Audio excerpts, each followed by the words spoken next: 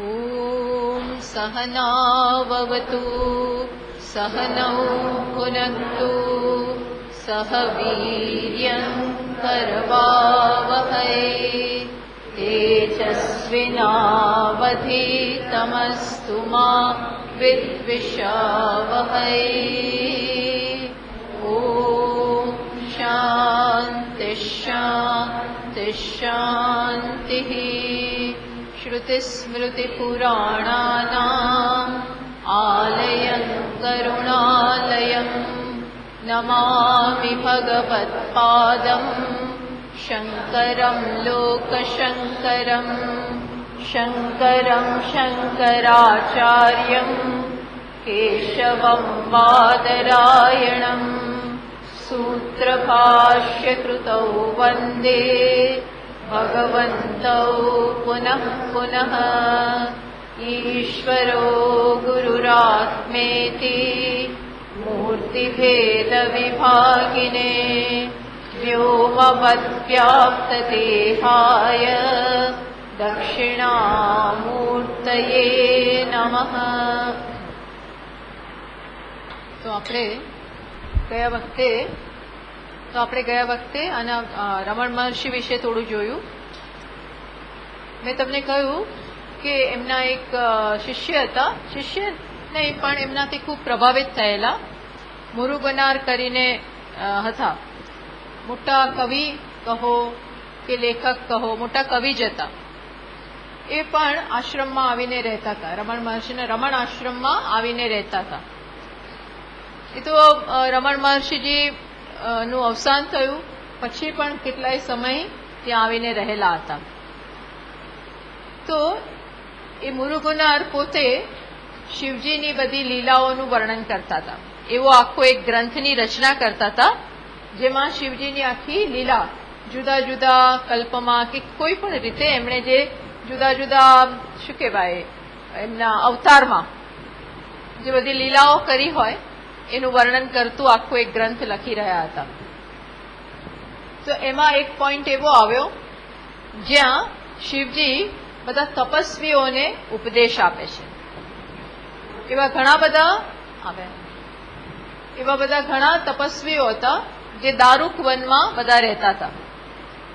આ તપસ્વીઓ ખરા, એ બધા તપસ્વીઓ દારૂક વનમાં રહેતા હતા અને હતા બધા તપસ્વીઓ, છતાં પણ વધુ ને વધુ સિદ્ધિઓ મળે, સિદ્ધિઓ એમને પ્રાપ્ત થાય એ માટે તપશ્ચર્યા કરતા હતા. જુઓ, આમ તપસ્વી છે છતાં પણ સિદ્ધિ માટેની ઈચ્છા એમની છે, એટલે જુદી જુદી તપ કરે, જુદા જુદા યજ્ઞ હોમ વગેરે કરતા હતા. કઈ ઈચ્છાથી પ્રેરાઈને? તો કે વધુ ને વધુ સિદ્ધિઓ પ્રાપ્ત થાય. તો શિવજી એમને શીખવાડવા માંગતા હતા, ઉપદેશ આપવા માંગતા હતા કે અંતતો ગત્વા વધુ ને વધુ સિદ્ધિ પ્રાપ્ત કરવાથી જે તમારો ખરો પ્રશ્ન છે એ સોલ્વ નહીં થાય. જેમ વધુ સિદ્ધિ મળશે એમ વધારે ને વધારે સિદ્ધિની આકાંક્ષા રહેશે. ઘણી બધી સિદ્ધિઓ એ તપસ્વીઓ પાસે ઓલરેડી છે, છતાં પણ હજી એમને સિદ્ધિઓ જોઈએ છે. એટલે એમણે એ તપસ્વીઓ જે હોમ કરતા હતા એ હોમ માટેની જે સિદ્ધિની ઈચ્છા હતી એ નહોતી પૂરી કરવી, અને એના બદલે એ વખતે એ સામે એમની સામે પ્રગટ થાય છે અને એમને ઉપદેશ આપે છે.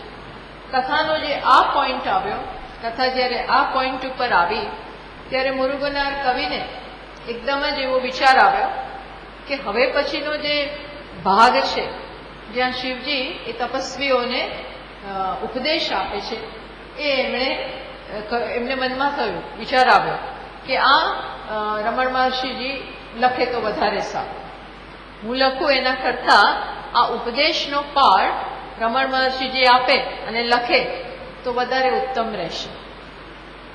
આવી ઈચ્છાથી એ કવિ મુરુગનાર કોની પાસે ગયા? રમણ મહર્ષિજી પાસે ગયા અને એમને વિનંતી કરી કે તમે આ લખો ઉપદેશ. એટલે એમણે સ્વીકાર્યું, ખુશ થયા, કારણ કે પેલા બહુ લર્નેડ છે મુરુગનાર કવિ અને બહુ આમ સામાન્ય બહુ સાદા વ્યક્તિ છે, ભણેલા છે, ગણેલા છે, એટલે એમણે એમનો આ વિનંતી સ્વીકારી અને એમણે ઉપદેશનો ભાગ લખ્યો. એ છે આપણો ઉપદેશ સાર. એ છે ઉપદેશનો સાર.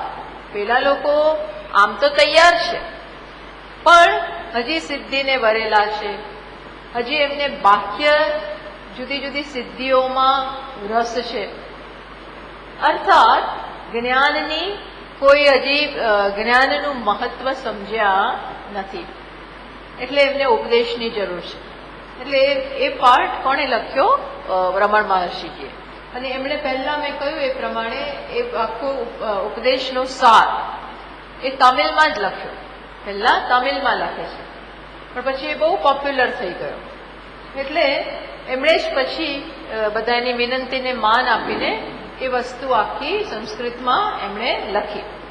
એ છે ઉપદેશ સાર. ઉપદેશસ્ય સારમ. ઉપદેશનો સાર એટલે ઉપદેશ સાર. હવે એ ઉપદેશ કઈ પ્રકારનો છે એ કરતા પણ પેલાને કઈ રીતે સમજાવ્યો. આખી કથા આ પ્રકારની છે.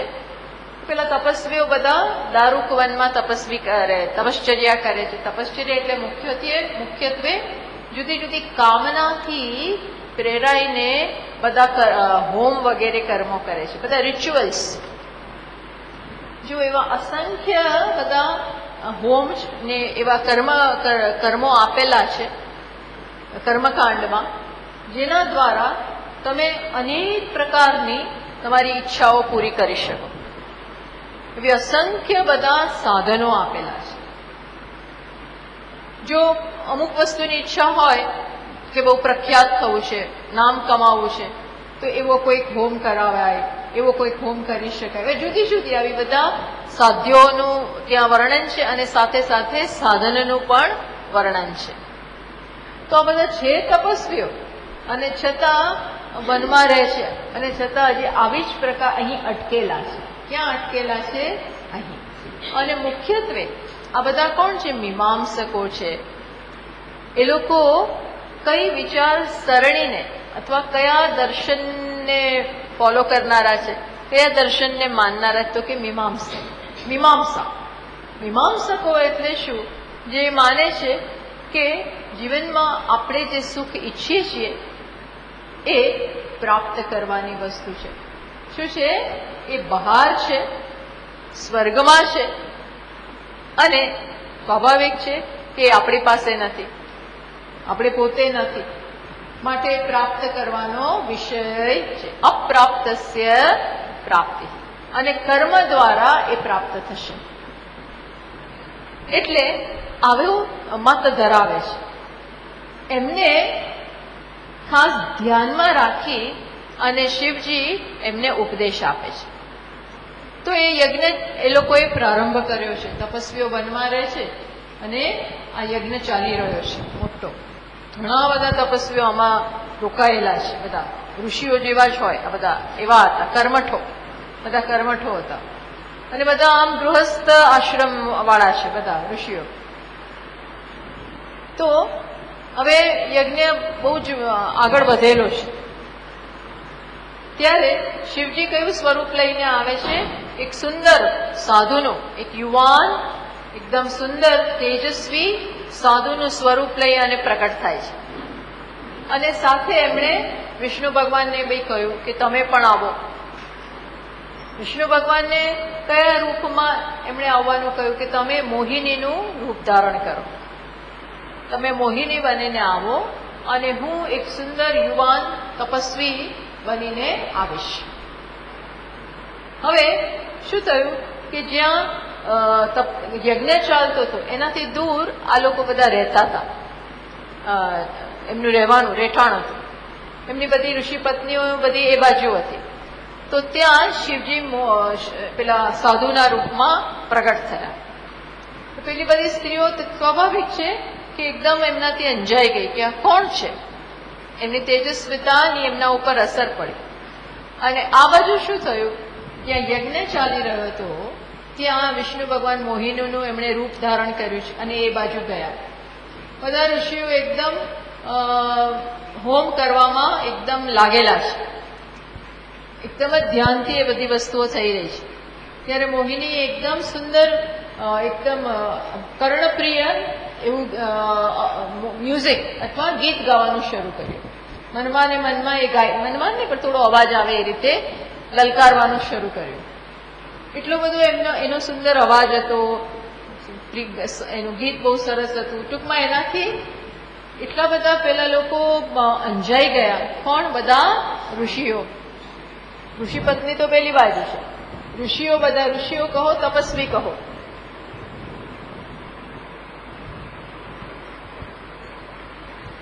અને આવીને આમ જતી રહે. એટલે એ લોકો પણ બધું હોમ કરતા કરતા એ ક્યાં ગઈ, એની ક્યાંથી આવો અવાજ આવે છે એ જોવા માટે બધાએ એને ખ્યાલ બી ના આવ્યો અને હોમ છોડીને જવા માંડ્યા. ટૂંકમાં હોમ અધૂરો રહી જાય છે અને એ લોકો જ્યાંથી અવાજ આવે છે એની પાછળ પાછળ જાય છે. મોહિની એમને દૂર દૂર લઈ જાય છે. એનાથી એના રૂપને બધાથી આકર્ષિત થઈ આ બધું કામ અટકી પડ્યું, હોમનું કામ, અને બધા એની પાછળ જાય છે. થોડી વાર થઈ ને પછી બધાને ખ્યાલ તો આવ્યો કે આ આપણે તો શું કરી નાખ્યો, આપણો હોમ આખો અધૂરો રહ્યો. પછી તો બહુ પશ્ચાતાપ કરે છે, પણ પેલી તો અલોપ થઈ ગઈ. મોહિની પછી અલોપ થઈ જાય છે, એમને બધું આ છોડાવડાવે અને પછી પોતે અલોપ થઈ જાય છે. પછી આ બાજુ શું બન્યું કે આ બાજુ આ તેજસ્વી યુવાન સાધુને જોઈ અને પેલી બધી સ્ત્રીઓ પણ એમની પાછળ પાછળ જાય છે. એટલે ઋષિઓ જયારે બધા ઘરે આવ્યા એને થયું કે કંઈક ચાલે છે. સમજી તો ગયા, કારણ કે આ બધા આમ તપસ્વી છે એટલે ઘણી બધી સૂક્ષ્મ એમની પાસે શક્તિ છે, પાવર્સ બધા ઘણા છે. એટલે તરત ખ્યાલ આવે કે કંઈક ખોટું થયું છે, કંઈક રમત રમાઈ રહી છે. એટલે એ બધા એમના પોતાને જ્યાં રહેવાનું સ્થાન હતું ત્યાં આવે છે. આવીને જુએ છે તો એમની કોઈ પત્નીઓ અંદર છે નહીં. એટલે તરત ખ્યાલ આવી ગયો. કોઈક એક જણે તો પોતાની ત્રીજી શક્તિથી જોયું તો કે હા આ પેલા એક પહેરેલું યુવાન છે એની પાછળ બધી જાય છે. ખ્યાલ બી આવી ગયો. એટલે એમણે તરત જ એક વાઘ પ્રસ્તુત કર્યો. પોતાની શક્તિથી એક વાઘ બનાવ્યો અને યુવાન પેલો શિવજી જ્યાં છે યુવાનના રૂપમાં, સાધુના રૂપમાં, એની સમક્ષ વાઘ જાય છે. એટલે એમ કે મારી નાખે. ત્યાં તો શિવજી કંઈક આમ એકદમ આમ તેમ કંઈક કર્યું અને 2 મિનિટમાં પેલો વાઘને પરાજિત કરે છે અને એની ચામડી પોતે પહેરી લે છે શિવજી. પછી પેલા લોકોએ સાપ ઉત્પન્ન, સર્પ, એકદમ મોટો સર્પ પોતાની શક્તિઓથી બનાવ્યો. એની સામે આમ સુફાળા મારતો જાય છે. શિવજીએ તરત જ એને પણ વશમાં કરી લીધો અને એના કાનમાં, પોતાના ગળામાં એને અલંકાર તરીકે એને પહેરી લે છે. એટલે પેલા સમજી ગયા. શું સમજી ગયા? કે આપણી સામે જે છે એ કોઈ સામાન્ય વ્યક્તિ છે નહીં, આ તો સાક્ષાત શિવ છે. આ કોઈ સામાન્ય છે જ નહીં. સાક્ષાત ભગવાન શંભુ આ રૂપે પ્રગટ થયા છે. એટલે બધા એકદમ નમ્ર બની ગયા, સાષ્ટાંગ પગે લાગે છે અને પછી કહે છે કે અમારી ભૂલ થઈ અને પાછળ કોઈક હેતુ હોવો જોઈએ. આપણે આ જે કર્યું એની પાછળ હેતુ હોવો જોઈએ જ. એ શું હેતુ છે? અમારો યજ્ઞ અટકાવી દીધો, આ બધું તમે કર્યું એટલે અમને ખ્યાલ આવી ગયો છે કે સમથિંગ ઇઝ રોંગ, કંઈક અમે માર્ગથી ભટકેલા છીએ. એટલે કે હા, વાત સાચી છે. અને પછી શિવજી ઉપદેશ આપવાનો પ્રારંભ કરે છે. એ છે આપણો ઉપદેશ સાધન. એટલે એ ઉપદેશ રમણ મહર્ષિજી આપે છે. એ ઉપદેશમાં શું છે? આખા શાસ્ત્રનો સાર છે. સમગ્ર શાસ્ત્રનો, વેદાંત શાસ્ત્રનો સાર આપેલો છે.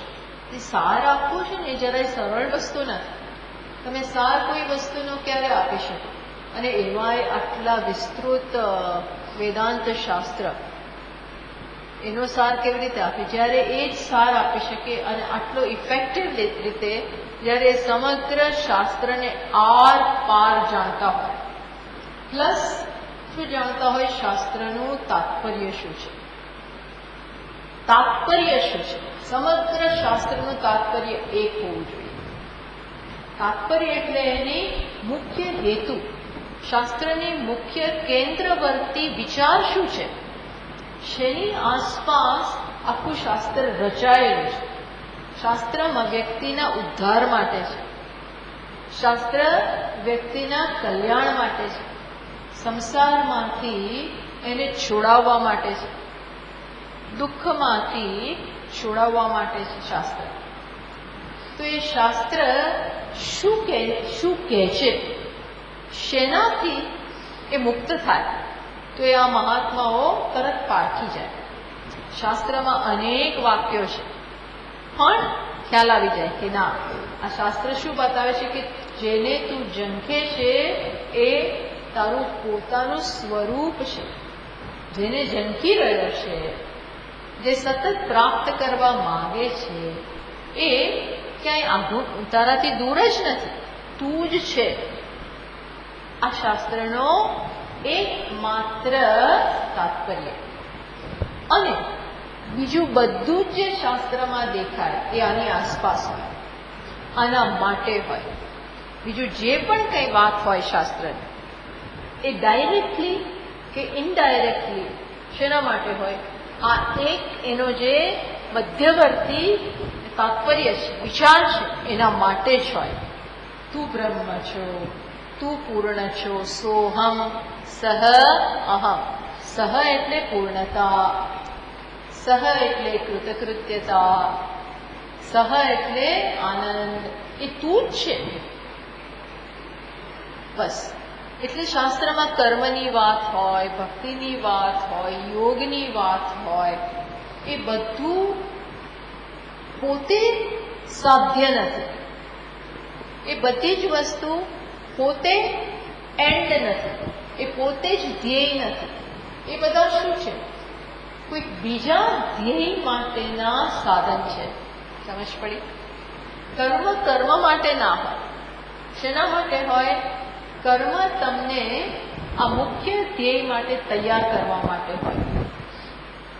અર્થાત કર્મ પણ શું હોય? સાધન. યોગ પણ શું હોય? સાધન.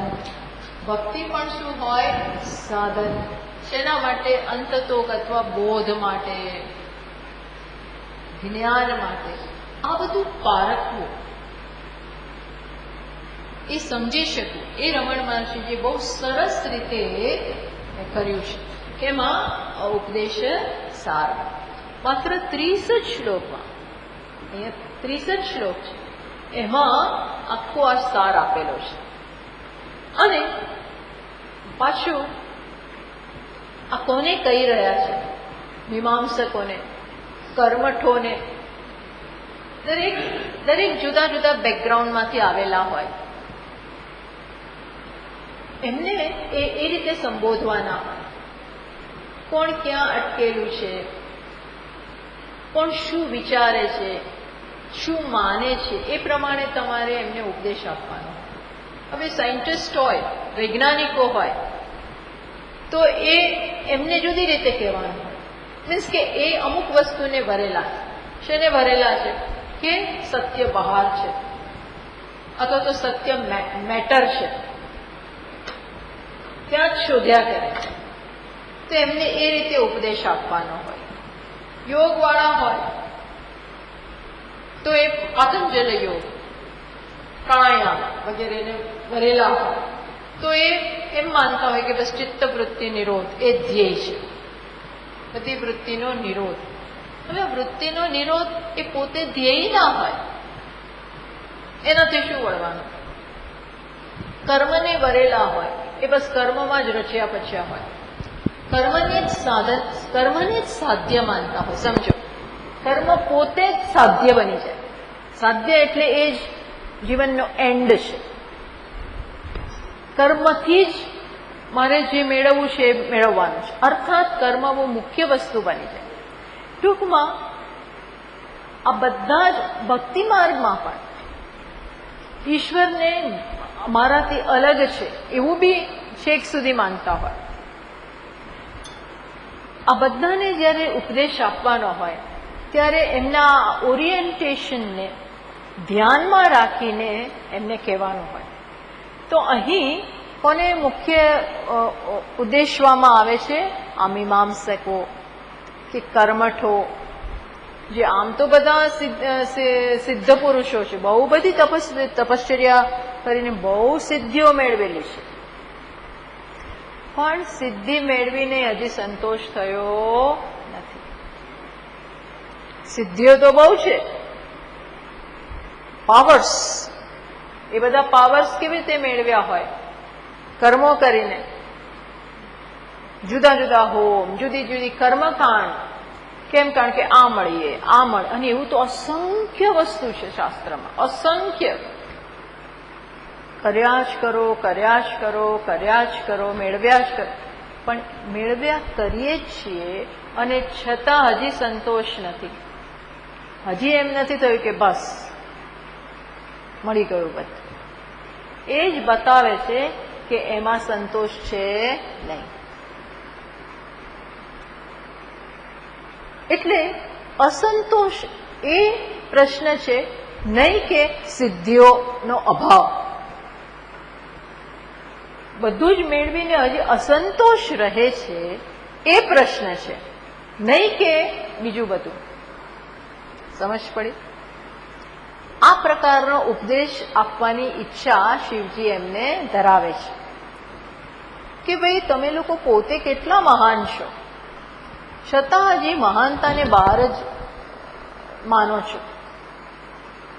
ગમે એટલી સિદ્ધિ મળશે, પણ સિદ્ધિ મેળવનાર અધૂરો જ રહે છે.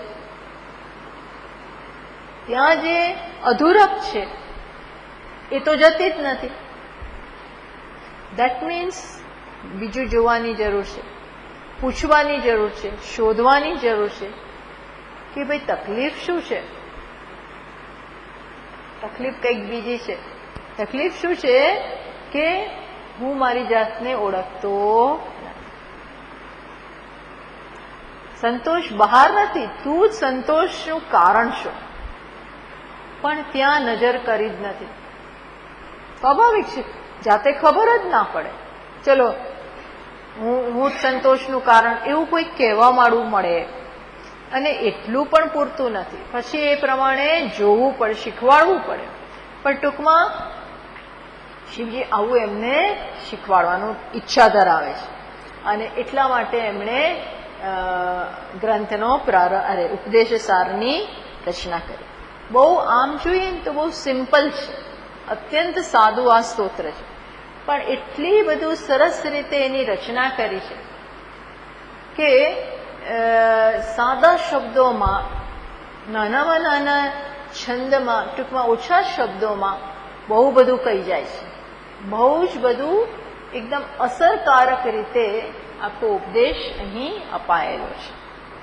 તો ચલો આપણે હવે જો બધા ચોપડીઓ એટલે ફોલ્ડર્સ નેક્સ્ટ ટાઈમ આવશે, હજી મળ્યા નથી મને.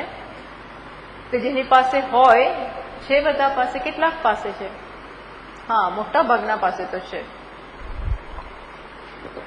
નહીં તો અત્યારે હું જે શ્લોક બોલું છું એ તમે સાંભળજો, વાંધો નહીં, આમ બહુ સરળ છે.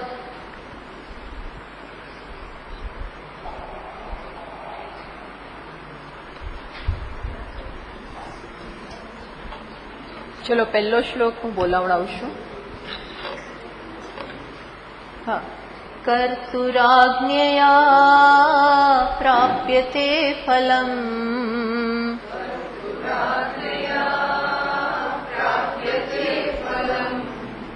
કર્મ કિમ પરમ કર્મ તજ્જડમ.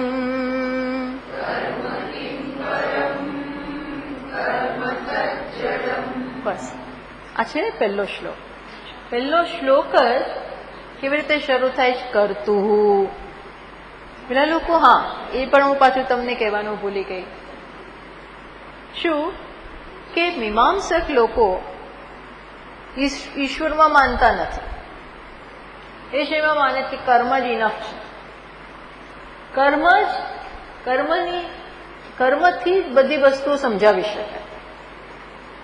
આખી જગતની વ્યવસ્થા તેનાથી સમજાવી શકાય, કર્મથી. ટૂંકમાં તમારે જે જોઈએ છે તમે કરો, તમને મળે. ઈશ્વર કરવાથી કંઈ મળતું નથી, તમારે કર્મ કરવું પડે. કર્મ જ બધી સિદ્ધિઓનું નહીં જરૂર પડે. બસ બીજા શ્લોકની અત્યારે આ એક સાંભળો.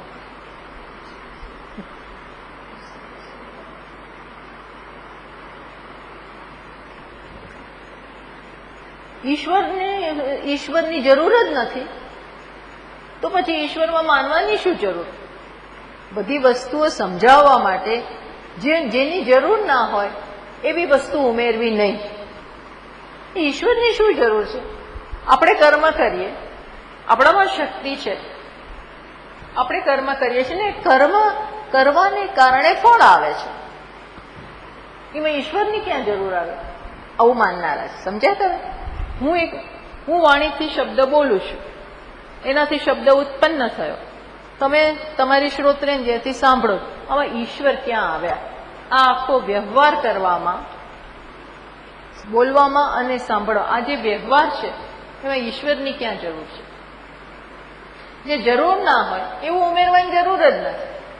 ટૂંકમાં આ સાંખ્ય થિયરી કે આ મીમાંસક લોકો શેમાં માનતા નથી? ઈશ્વરમાં માનતા નથી. એટલે કે છે એમને કહેવામાં આવે છે કર, એટલે રમણ મહર્ષિ શેનાથી શરૂ કરે? કર્તુહુ. આ કર્તુહુ પહેલો જ શબ્દ શું બતાવે છે? કે ઈશ્વર છે. કર્તુહુ આજ્ઞા. તમને એમને ફળ નથી મળતું. કર્મ પોતે ફળ જન્માવવા માટે, એકલું કર્મ ફળ જન્માવવા માટે શક્તિમાન નથી. ઈશ્વર જો ન હોય તો. એટલે ફળ મળે છે એ કોની આજ્ઞાથી, કોની વ્યવસ્થામાં, કોણે બધું વ્યવસ્થા કરી છે, કોણ દેખરેખ રાખે છે? તો કે ઈશ્વર. કર્તુહુ આજ્ઞયા. ઈશ્વરની આજ્ઞાથી ફલમ પ્રાપ્યતે. ફળ મળે.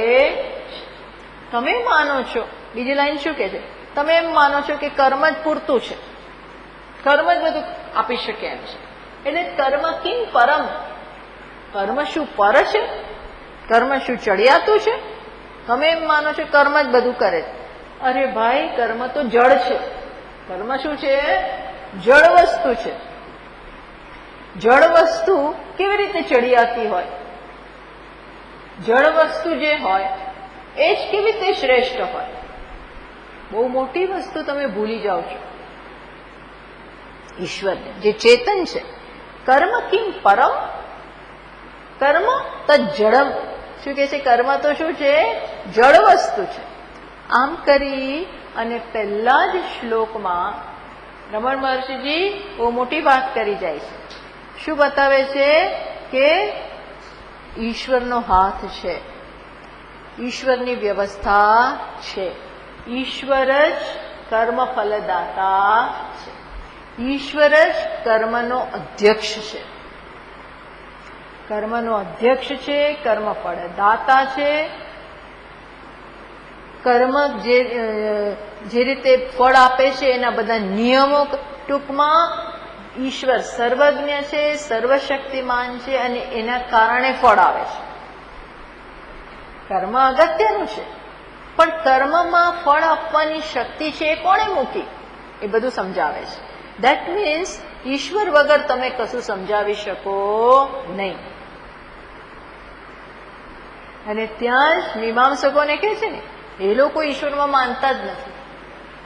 તપસ્વીઓ માત્ર તપશ્ચર્યા કરવામાં, હોમ કરવામાં પાવરદાર, જુદા જુદા. પણ એમને એમ કે આ કરીશ ના મળશે, આ કરીશ ના મળશે. અરે આ આખી વ્યવસ્થા છે. એક અગ્નિમાં તમે કંઈક હોમો છો અને એ ફળ આપે છે, તો શું એનામાં પોતાનામાં એ શક્તિ છે? આપણે જોઈશું એ આ બધી શક્તિ મૂકવામાં આવી છે. એટલે એમને બતાવવામાં આવે છે કે કર્મ ઇઝ નોટ એવરીથિંગ. કર્મ પરમ નથી. અને તમે જે પર નથી, જે ઉતરતું છે, એને જીવનનું ધ્યેય માનીને બેઠા છે. આપણે આશરો કોનો લીધો છે? જે ચડિયાતું છે એનો આશરો લઈએ છીએ કે જે ઉતરતું છે એનો આશરો લઈએ છીએ? હવે જેનો આશરો લીધો હોય એ જ પોતે પરતંત્ર હોય, એ જ પોતે ઉતરતું હોય, તો પછી આપણે શું રક્ષા કરવાનો છે? એ આપણને શું આપવાનો છે? એટલે આ બધું અગત્યની વસ્તુ હે મીમાંસકો તમે ભૂલી ગયા છો. આજે આપણે આપણી જાતને મીમાંસક ના કહેતા હોય, આજે આપણે હોમ બોમ કદાચ ના કરતા હોય, પણ આજની લાઈફમાં પણ આ વસ્તુની આપણે એપ્લિકેશન જોવી હોય તો આ થિયરી આવું વિચારતા ઘણા બધા વિચારતા હોય છે કે ઈશ્વરથી શું થાય? અમે તો શેમાં માનીએ છીએ? અમારી શક્તિમાં. તમારી શક્તિ જરૂર છે, ઈશ પણ એ કોણે મૂકી છે? ટૂંકમાં સવારથી સાંજ બસ આ કરી લો, આ કરી લો, આ કરી લો, આ કરી લો, આ કરી લો, અને જો મેં આ મેળવ્યું, મેં આ મેળવ્યું, મારા કર્મથી મળ્યું, મેં પરિશ્રમ કર્યો, આ મળ્યું. તો આ બધું આપણામાં જ્યારે હોય તો આપણે પણ કેવા કહેવાય? મીમાંસકો. જીવનની કૃતકૃત્યતા શેમાં છે? અપ્રાપ્તસ્ય પ્રાપ્તિ. મીમાંસક લોકો તો પાછું એવું માને છે કે સ્વર્ગમાં જ સુખ છે. સુખ એટલે સ્વર્ગ. અહીંયા નહીં, અત્યારે નહીં. અત્યારે સુખ નથી. હું કંઈક કરું, સ્વર્ગમાં જઉં, અને સ્વર્ગમાં કંઈ એમને પાસપોર્ટ નથી, એમને એન્ટ્રી નથી. તમારે બહુ કિંમત ચૂકવવી પડે, બહુ કરવું પડે, ત્યારે તમે સ્વર્ગમાં જઈ શકો. બસ એને જ ધ્યેય માને. એટલે અહીંયા આખી જિંદગી અગ્નિહોત્ર કર્મ કરે, ફલાણું કરે, ઢીકડું કરે, પૂછડું કરે. શેના માટે? સ્વર્ગમાં જવા માટે. ભાઈ ત્યાં તો તમે આ બધું થોડું કર્યું છે એના માટે થોડો વખત રહી શકાશે, પછી પાછા અહીંયા આવશો. પ્લસ સુખ તો હજી તમારા માટે બહાર જ છે, એટલે એ તો વેગળું ને વેગળું જ રહ્યું. જેટલું પુણ્ય કમાયા છો,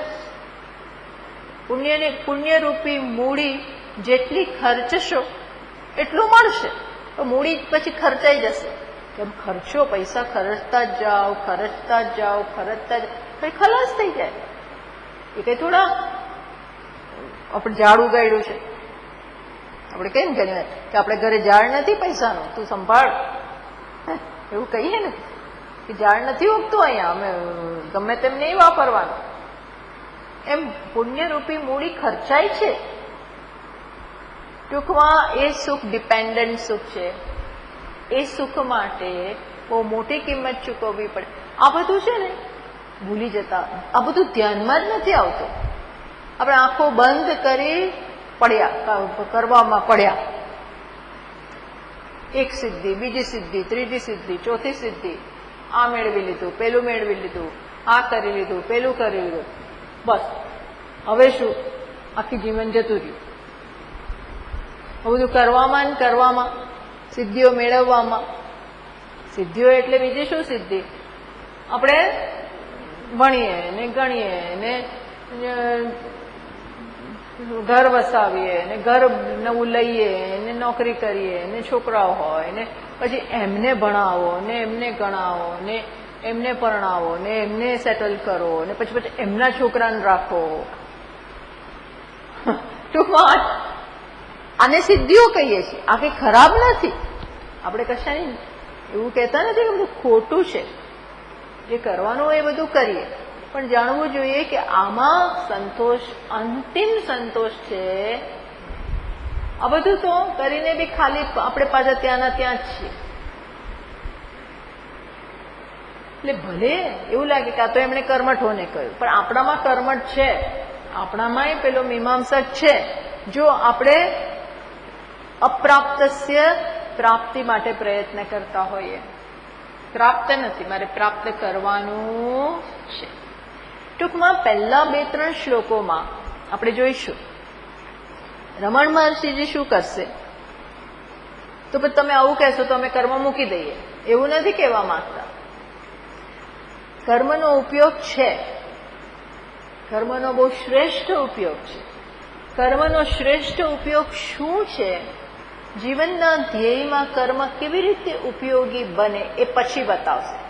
પહેલા કર્મને જે સિદ્ધિ પ્રાપ્ત કરવા માટે ઉપયોગ કરે છે, એ જે કર્મનો દોષ છે એ પહેલા બતાવે છે, પછી એનો ઉપયોગ પણ બતાવશે. કર્મ તો બે ધારી પહેરી તલવાર જેવું છે. જો ન વાપરતા આવડ્યું ને તો હાથ કપાઈ જાય, અને આવડ્યું તો વસ્તુ એવી સરસ આપણે સમારી દઈએ. જો પાઇનેપલ હોય ને એ સુધારી દઈએ, જો આવડે તો.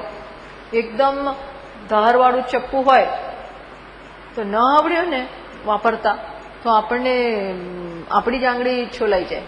ઘણી વાર નવા નવા ચપ્પા હોય તો આપણે કહેવું પડે, ધ્યાન રાખજે, બહુ બહુ ધારવાળું છે. પણ આવડે તો એ જ ધારવાળા ચપ્પાથી પાઇનેપલ સમારીએ, સુરણ સમારીએ, એ બધું સમારી દઈએ. એમ આ કર્મને આવડવું જોઈએ, કેવી રીતે ઉપયોગ. એટલે બહાર દક્ષતા નથી, પણ અંદર સમજ હોવી જોઈએ. એટલે આ વસ્તુ કે છે. અચ્છા, બીજું શું કહેવા માંગે છે કે કર્તુઃ આજ્ઞેયા પ્રાપ્યતે ફલમ. કર્મણઃ પરત્વ અભાવાય જડત્વમ અત્ર હેતુત્વેન ઉપન્યસ્તમ.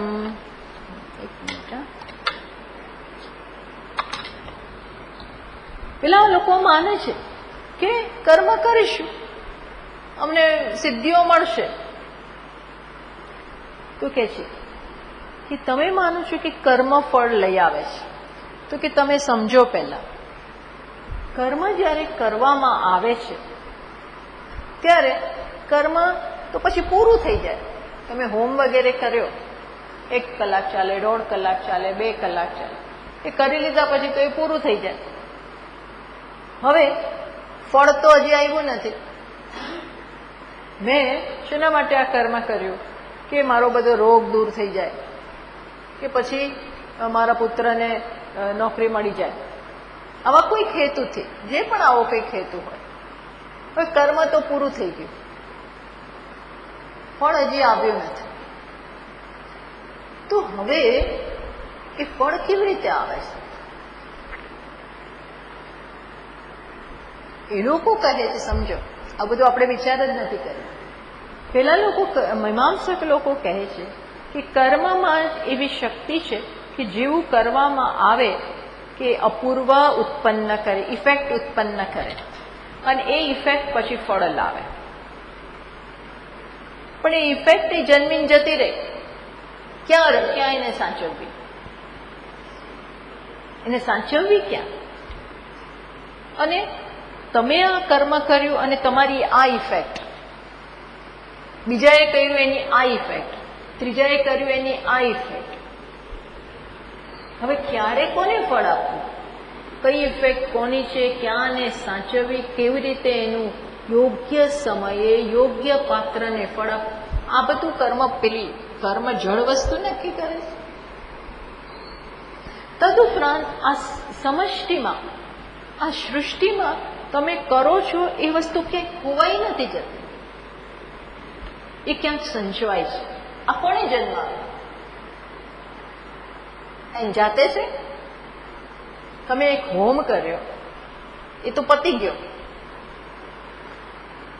હવે ફળ તો ભવિષ્યમાં આવે છે, અત્યારે તો આવ્યું નથી, ભવિષ્યમાં આવશે. ત્યાં સુધી કોણ આને સાચવે છે? કોણ આમ લખી નાખે છે કે આ કર્મ આમના નામે? કોણ સાક્ષી છે? કોક સાક્ષી બને છે, અને યોગ્ય સમયે તમારા કર્મનું ફળ આવે. એ ફળ બી ક્યાંથી લાવે? એ બધી વ્યવસ્થા તો હોય ને. કર્મ જળ વસ્તુમાં એ વ્યવસ્થા નથી. લીંબુનું તમે બી વાવો, ચલો લીંબુનું ઝાડ ઉગ્યું, પણ એ તમારામાં શક્તિ છે? ના, બી વાવ્યું ને ઉગ્યું. એ બી વાવ્યું ને ઉગ્યું તો બીમાં એવું, બીજમાં, લીંબુના બીજમાંથી લીંબુ જ ઉગે, પ્લસ એ લીંબુનું બીજમાં અંકુરિત થવાનું, અને કાલે સવારે મોટું વૃક્ષ થવાની અને લીંબુ બેસવાની જે શક્તિ છે એ કોણે મૂકી? એની જાતે બીજમાં આવી ગઈ. એની જાતે બીજ તો જળ જ વસ્તુ છે. તમારું વાવવું શું એ લઈ આવે છે, પણ ભગવાને માટી બનાવી છે, પૃથ્વી બનાવી, જેમાં એવી શક્તિ છે, બીજમાં શક્તિ મૂકી છે. લીંબુના બીમાંથી લીંબુનું જ ઝાડ ઉગે, એવું ના બને કેરીનું ઝાડ થાય. આ બધું કોણે વ્યવસ્થા કરી છે? બધું ઇન્ટેલિજન્ટ નથી? એવરીથિંગ કોઈકે વિચારી રાખેલું છે. અને અત્યારે મેં કર્મ કર્યું તો પતી ગયું, અને એનું ફળ ભવિષ્યમાં ક્યારેય આવશે. ત્યાં સુધી એને કોણ સાચવે છે? કોણ દેખરેખ રાખે છે? એટલે કે છે કે કોણ છે? સાક્ષી ભગવાન. ઈ કરતું હું, એને બધી ખબર છે ક્યારે શું કરવામાં આવ્યું. પ્લસ આ કર્મ કરતી વખતે આનો આશય કેવો હતો, ઇન્ટેન્શન કેવા આશયથી થયું, આ બધી વસ્તુ ગણતરીમાં પણ લે છે ઈશ્વર, ચેતન. આ જળ વસ્તુમાં એ શક્તિ જ નથી. Everything is being considered. એ કોણ કરે છે? ઈશ્વર, ચેતન. અને જ્યારે જરૂર છે ત્યારે એ ફળ આવી જાય છે યોગ્ય સમયે. એ ફળ ક્યારે આપવું, કઈ રીતે આપવું, કેટલી માત્રામાં આપવું, એ બધું કોણ નક્કી કરે છે? ઈશ્વર. અને એ આપવાની શક્તિ છે. એમને કેવી રીતે વિચાર આવે છે? ખબર પડે છે આ કે શું વાત ચાલી રહી છે? આખી વ્યવસ્થા ચેતને ઘડી છે. એટલું જડબે સલાક આખું તંત્ર છે કે ફળ જન્માવે છે, ઈશ્વર જન્માવે છે. પ્લસ મેં કર્મ કર્યું અને ફળ નહીં આવે, ઊંધું ફળ આવે, એવું કહેવામાં આવ્યું છે કે જો કર્મમાં ક્યાંક કોઈ ખામી રહી ગઈ તો ફળ ન પણ મળે. પ્લસ તમે તો સારું કર્મ કર્યું, પણ તમારો ઈરાદો બી જોવામાં આવે છે. ઈરાદા બધા ધ્યાનમાં રાખવામાં આવે છે. ઈશ્વરને ખબર પડી જાય, અંતર્યામીને, કે કયા ઈરાદાથી થયું છે. એટલે ઉપરથી સારું હોય પણ ઈરાદો અયોગ્ય હોય તો અયોગ્ય ફળ આવે. દક્ષ પ્રજાપતિએ મોટો યજ્ઞ કર્યો, એની પાસે શું પૈસાની કમી હતી? એ તો ધનવાન છે. દક્ષ પ્રજાપતિ કઈ સામાન્ય તો છે જ નહીં. સૃષ્ટિના પ્રજાપતિ, સૃષ્ટિનું નિર્માણ કરનાર એવા પ્રજાપતિએ યજ્ઞ તો બહુ મોટો કર્યો, પણ એનો હેતુ કેવો છે? ભગવાનને અપમાન કરવાનું. ભગવાનને જ નહીં બોલાવવાના, બોલો. ઇન્વિટેશન કાર્ડ એમને જ નહીં આપવાનું, એટલે એમનું અપમાન થાય. પોતાની દીકરીને નહીં બોલાવવાની, એટલે એનું અપમાન થાય. આ ભગવાનનું અપમાન કરવા માટે આવો જાહો જલાલી વાળો યજ્ઞ કર્યો, આડંબર કર્યો, તો એ ફળ શું આવે? ના, કર્મમાં શક્તિ હોય તો પછી એ ના જોવે કે આડંબરથી થયું કે પછી ઈરાદો શું છે. આવી કર્મને શું ખબર પડે? એ તો જળ વસ્તુ છે, એને શું ખબર પડે? પણ કોકને ખબર પડે છે. Who is that? કરતું હું, ઈશ્વર, ચેતન. સમજ્યા તમે? એટલે કર્મને ફળમાં પરિણમવાની જે શક્તિ છે એ બધી મૂકેલી છે એમાં. પ્લસ કેટલું જોવામાં આવે. તમે સરસ કર્યું છે, પણ શક્ય છે કે તમે ઈચ્છો એવું ફળ ન આવે. તમે બહુ મહેનત કરી હોય, પણ આ તો આપણી રેગ્યુલર કમ્પ્લેન હોય છે કે મન ના મળ્યું. ભગવાનના રાજમાં અંધેર, કોઈ બરોબર નથી, અન્યાય છે. પણ બની શકે કે તમારા કોઈક પાસ્ટના કર્મો, કોઈક જન્મના કર્મો એની ઇફેક્ટ આપવાનું શરૂ કરે છે. એટલે આ કર્મની ઇફેક્ટમાં એ વચ્ચે આવે છે. સમજ પડી? આ કર્મ એની જોઈએ એવી ઇફેક્ટ નથી આપી શકતા. એને કોણ અવરોધ કરે છે? હવે એની જાતે નથી થતું, ભગવાન જાણી જોઈને આને વચ્ચે લાવે. કેમ? કારણ કે પેલા પાપ કરવાનું સેટલ, એકાઉન્ટ તો સેટલ કરવાનો ને. આ પાપ કર્મોનો એકાઉન્ટ સેટલ કરવાનો, એનું ફળ આવવું જોઈએ. એટલે ભગવાન અત્યારે આપે. ફળ ના આવે, ઊંધું આવે, લોસ જાય. હજુ જો ઇલેક્શનમાં ઘણાની ડિપોઝિટ આખી જતી રહેશે, ઘણાની આખી ડિપોઝિટ જતી રહેશે. કેમ? કોઈ એકેય વોટ નહીં આપે. એવું બને. પણ કહેવાનું શું છે? આ કંઈ આપણે નક્કી નથી કરી શકતા. All gas work. આપણું તો શું હોય છે? આપણું માત્ર કહીએ, આપણે ધારણાઓ કરીએ કે આનું આવું ફળ આવવું જોઈએ. પણ કોણ સાચું પડ્યું છે? હંમેશા કર્મનું ફળ 4 પ્રકારના હોય. જેવું હું ઈચ્છું, જે ધારણા બાંધી હોય એવું જ આવે, એનાથી વધારે આવે, એનાથી ઓછું આવે, અને જેની કલ્પનાય ના કરી હોય એવું આવે. કલ્પના નહોતી એવું ફળ આવ્યું. કેમ? આપણને ખબર નથી આનું શું ફળ આવે. આ બધું કોણ નક્કી કરે છે? કોણ નક્કી કરે? ફળદાતા. હવે આ લોકોએ જ આવો હોમ કર્યો, કેવું ફળ આવ્યું? પૂરો જ ના કરવા દીધો ને. હોમ ને પૂરો જ ના કર. ભગવાનમાં આ બધી શક્તિ જો આપણા આદરેલા અટકાવી દે, નથી થતું, ન પૂરા કરવા દે. જો એ ન પૂરા, આ બધી ઈશ્વરને તમે શું ચેલેન્જ આપી શકો? અને એક નિષ્કારણ આ બધું નથી કરતા. આખું કર્મનું એટલું મોટું નેટવર્ક છે, હ્યુજ નેટવર્ક. આપણે કહીએ ને એરટેલનું નેટવર્ક કાંઈ બરોબર નથી, વોડાફોનનું સારું છે, BSNLનું તો જરાય નથી. નેટવર્ક એટલે શું? બધું એવી રીતે બધું જે ગોઠવ્યું હોય એમ ભગવાનનું જે કર્મનું નેટવર્ક છે. એક જન્મ નહીં, આપણા કેટલા જન્મો ગયા છે? ઘણો જ કહી તું, કોઈ કહી ના છે. એટલા જન્મો પાસ્ટના ગયા છે. અને દરેક જન્મમાં આપણે કેટલા કર્મ કર્યા? અસંખ્ય. થોડા સારા કર્યા, થોડા ખરાબ કર્યા, પાપ પુણ્ય બધું કર્યું. હવે વિચાર કરો, આ બધું એડપ્ટ કરો. આ જન્મમાં કેટલું કર્યું, પાસ્ટમાં કેટલાયમાં કેટલું કર્યું છે, પાપ પુણ્ય બધું કેટલું કર્યું. હવે આ બધું કોણ લખે છે? કોના કોમ્પ્યુટરમાં આ બધું ફિટ થયું છે? ઈશ્વર. ઈશ્વર જ કોમ્પ્યુટર છે. અને આ કોમ્પ્યુટર કેવું છે? નો વાયરસ. આમાં કોઈ કરતા કોઈ મિનમેખ ના થાય. હવે બેંકમાં જઈએ એટલે કે હમણાં નહીં, આ બગડી ગયું છે, હમણાં નહીં નીકળે પાસબુક,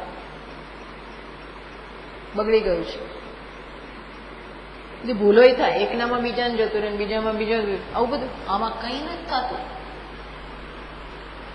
તમે કયા બેઝ ઉપર કહો છો કે ઈશ્વર છે જ નહીં, આ કર્મ જ એનું ફળ આપે છે? એ એનામાં કંઈક 500 જન્મ પહેલા એક કર્મ કર્યું હોય એ હવે કેવી રીતે ફળ આપી શકે? એ ક્યાં છે એ કોઈને ખબર નથી, તો ભગવાનને બધી ખબર છે. એ લઈને એ ઊભું થઈને અત્યારે ફળ આપે આ જન્મમાં. એટલે આપણે ત્યાં ક્યાંથી આ બધું મને તો ખબર જ નથી મેં શું પાપ કર્મ કર્યા, પણ કર્યા છે એ અત્યારે ફળીભૂત થાય છે અને અત્યારે દુઃખ આપે છે. ટૂંકમાં તમે બહુ મોટા, આમ તમારી જાતને બહુ સ્માર્ટ માનો છો, પણ ઈશ્વરને ન સમજીને, ન સ્વીકારીને બહુ મોટી ભૂલ કરે છે. એવું કહેવામાં કરતું આજ્ઞયા પ્રાપ્યતે ફલમ. તમે બધું જ જાણો છો એમ માનો છો, પણ અહીંયા એક સરસ શ્લોક મૂક્યો છે. એ આવતા વખતે ટીકાની ચોપડી થયા થાય. અહીંયા કહે છે, યદા ચર્મવદ આકાશમ વેષ્ટયંતી વેષ્ટયિષ્યંતી માનવાહ તદા દેવમ અવિજ્ઞાય દુઃખસ્ય અંતો ભવિષ્યતિ. આ લોકો શું માને છે? મેં કહ્યું ઈશ્વરમાં માનતા જ નથી. એટલે એમને કહેવામાં આવે છે કે ઈશ્વરને સ્વીકાર્યા વગર જીવનમાં કોઈ સિદ્ધિ છે નહીં. એ તો એવું કે છે જ્યારે તમે આકાશને ઢાંકી શકશો ચર્મથી, કશાકથી, પેલો લેધરથી આકાશને ઢાંકી શકશો ત્યારે એ થાય. યદા આકાશમ વેષ્ટયિષ્યંતિ, આકાશને ઢાંકી શકશો ચર્મથી, ત્યારે ઈશ્વરને જાણ્યા વગર તમારું દુઃખ દૂર થશે. જો તમે આકાશને ઢાંકી શકો ચર્મથી, તો પછી એવી જ રીતે તમે ક્યારેક ઈશ્વરને જાણ્યા વગર શું થશે? દુઃખસ્ય અંતો ભવિષ્યતિ, દુઃખનો અંત લાવી શકશે, જે શક્ય છે. અર્થાત જેના ઉપર ભાર મૂકે છે, ઈશ્વરને જાણ્યા વગર જીવનમાં કોઈ કૃતકૃત્યતા નથી, કોઈ સંભાવના જ નથી. ચેતનને જાણ્યા વગર જળમાં ને જળમાં ક્યાં ખલાસ થઈ જાવ? જળની પાછળ હોય તો આપણે કેવા થઈ જઈએ? જળ. જેનો સંગ એવો રંગ. જળનો સંગ તો આપણે કેવા થઈ જઈએ? જળ. આ હકીકત છે, જળ બની જાય. ચેતનનો સંગ અને એમાં ઈશ્વરનો, એટલે કે છે કે સમજવાની માત્ર કર્મમાં પડેલા છે. એ કર્મ તમને મુક્તિ નહીં અપાવી શકે. ઓન ધ કોન્ટ્રરી, કર્મ ફળ, કર્મ ફળ, કર્મ ફળ, ફળમાંથી કર્મ, કર્મમાંથી ફળ, ફળમાંથી કર્મ, આ તમને ચાલુ જ રખાવશે એન્ડલેસ. જેમ આપણે કહીએ ને, પેલાને પૂછે કેમ તું લાકડી એટલે પેલો લાકડા કાપવા વાળો હોય તો કે ભાઈ તું કેમ આ કામ કરે? તો ખાવા માટે, ખાવા માટે કરવું પડે, પેટ માટે, પાપી પેટ માટે કામ કરું છું. તો કામ છે, ખાય છે શેના માટે? કામ કરે છે ખાવા માટે. કામ તો કરવું જ પડે ને, એ વગર રોટલો ક્યાંથી મળવાનો છે? એટલે કામ કરું છું. પછી કે રોટલો કેમ ખાય છે? તેના માટે ખાઉં છું, કામ કરીશું. નહીં કરે તો આપણે કઈ ખા નહીં તો કેવી રીતે કરીશ? આ બધા કામ આવે છે કેવી રીતે કરીશ? કોઈ શક્તિ તો છે નહીં. ખા બરોબર. ખાય છે કામ કરવા માટે અને કામ કરે છે ખાવા માટે. આમને આમ ચાલશે. એટલે આ લોકોને બહુ મોટી વાત એમનું ઉઘાડ કરે છે કે કર્મ ઈશ્વર પાસેથી ફળ આવે છે. કર્મમાં તમે અટકી ના પડો. કર્મ બસ એ જ એન્ડ છે જીવનનો, એવું નથી. ત્યાં ને ત્યાં જીવનની સમાપ્તિ નથી. એ તો બીજી એક સિદ્ધિ, બીજી સિદ્ધિ. પછી તમે થાય આ મળી ગયું ને એટલે પછી બીજું દેખે. તમે પહાડો ચડતા હોય ને એટલે આપણને એમ થાય એક પછી પહોંચી ગયા. પહોંચે ને પછી ખબર પડે ઓ હજી તો પેલું બાકી છે, ઊંચું છે, પેલી ટોચ. પછી ત્યાં પહોંચે ગયો જેનાથી ઊંચું દેખાય એટલે આપણે તો ચાલુ ને ચાલુ થાકી જઈએ અને એક દિવસ ભાઈ હવે મારાથી ક્યાંય જવાશે નહીં, હવે નહીં ચડાય, જે હોય એવું આગળ જે હોય એ હોય. એમ આ તો એન્ડલેસ વસ્તુ છે. આ બહુ અગત્યની વસ્તુ એમને પોઈન્ટ કરવામાં આવે છે. ઈશ્વર છે એને જાણ. અને ઈશ્વર કોણ છે પછી આત્મા બતાવશે. એ આત્મા રૂપે રહેલો છે, એ પછીનો સ્ટેપ. પણ પહેલા ઈશ્વરને તો સ્વીકારો. ચેતનને જ સ્વીકારતા નથી, ચેતન જ સ્વીકારતા નથી. પોતે ચેતન હોવા છતાં જળને ભરેલા. આનાથી વધારે દુઃખની વાત કઈ હોય કે ચેતન જળમાં ફસાઈ ગયો છે. ચેતન જે છે એ જ જળમાં ફસાયેલો છે. પોતાના કરતા બધું ઇમ્પોર્ટન્સ એને આપે છે. આ જળ વસ્તુ શું આપવાનું તને? પણ ત્યાં આપણી નજર છે. આ વસ્તુ બતાવે છે. તો આ પ્રમાણે આવતા વખતે આપણે આગળ વધીએ. આ તો જો સમજશું નહીં તો કર્મ તો મોટો સાગર છે, મોટો ઊંડો સાગર છે, જેમાં તમને પાડશે, એમાંથી બહાર નહીં નીકળાય. એટલા માટે આ બધું છોડો અને જ્ઞાન પ્રાપ્ત કરો. વસ્તુ શું છે? પ્રાપ્તસ્ય પ્રાપ્ત. અને આવું વિચારવું કે ના મારા બાબુમાં શક્તિ છે. એ કોણે મૂકી? એક 2 મિનિટમાં આ બધું જતું રહે છે. જેના હાથ ઉપર બહુ મારા હાથ પગ ઉપર બહુ જ એ હોય તો કેટલાય પડી ગયા, કેટલાય એવા પડી ગયા.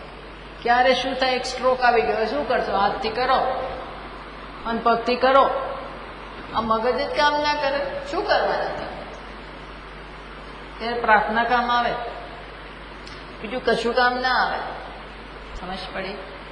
આ પ્રકારે કર્મઠોને, મીમાંસકોને સૌથી પહેલા ઉઘાડ, સૌથી પહેલો પ્રથમ લેસન, કર્તુ આજ્ઞા પ્રાપ્યતે ફલમ.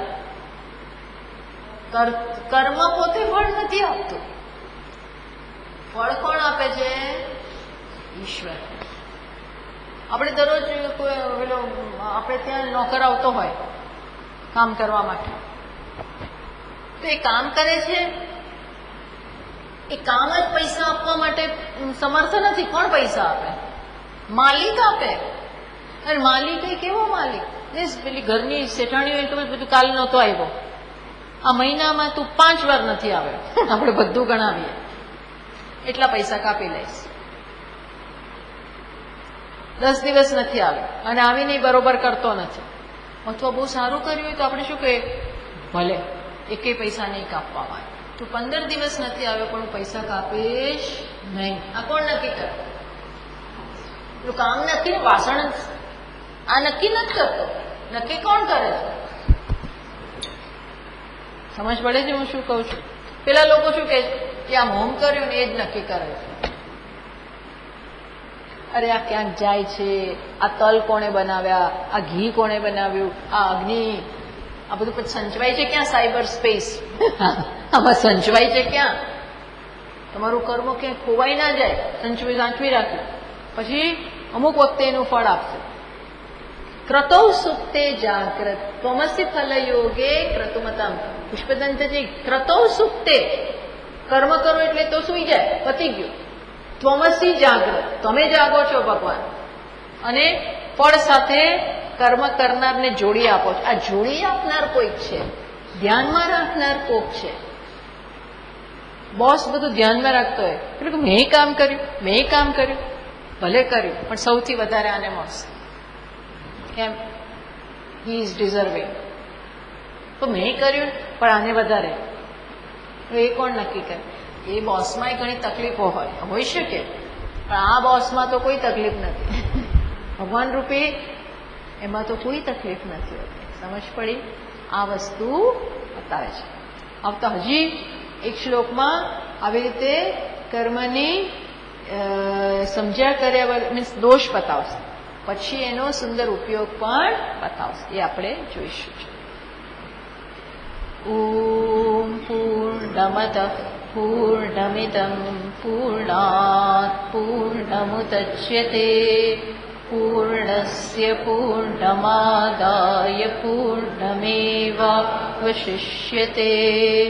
ઓમ શાંતિ શાંતિ શાંતિ. હરિ ઓમ શ્રી ગુરુભ્યો નમઃ. હરિ ઓમ.